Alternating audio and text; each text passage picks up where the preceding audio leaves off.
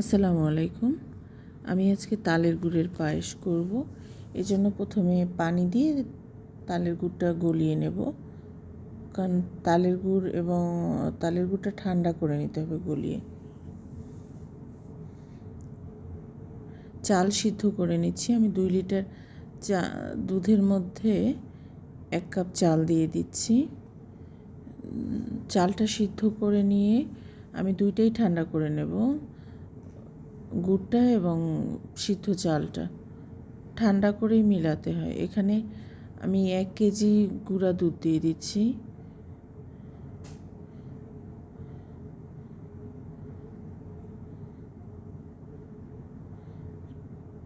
আলাদা গুলিয়ে নিচ্ছি, কয়েকবারে অল্প অল্প দিয়ে গোলালে ভালো হয়।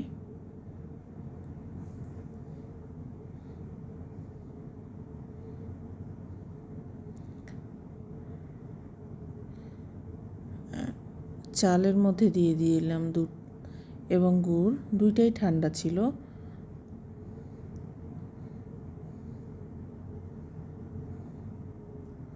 ঠান্ডা করে না নিলে এটা পায়েসটা ফেটে যেত। সবসময় গুড়ের পায়েস করতে হলে ঠান্ডা করে তারপরে মেশাতে হবে গুঁড়ো এবং সিদ্ধ চালটাও। অল্প একটু চিনি দিয়ে দিচ্ছি। এটা হতে বেশি সময় লাগে না, অল্প সময়ের মধ্যেই হয়ে যায়। পায়েসটা থেকে সুন্দর গুড়ের একটা ঘ্রাণ আসে, তালের গুড়ের।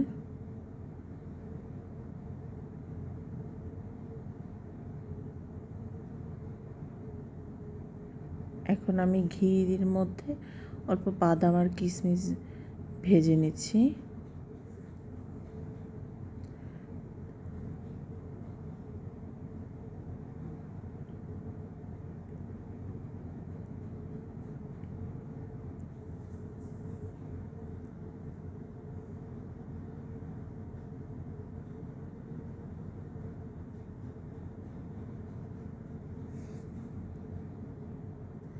বাসায় বানিয়ে খাবেন আপনারা, ভালো লাগবে।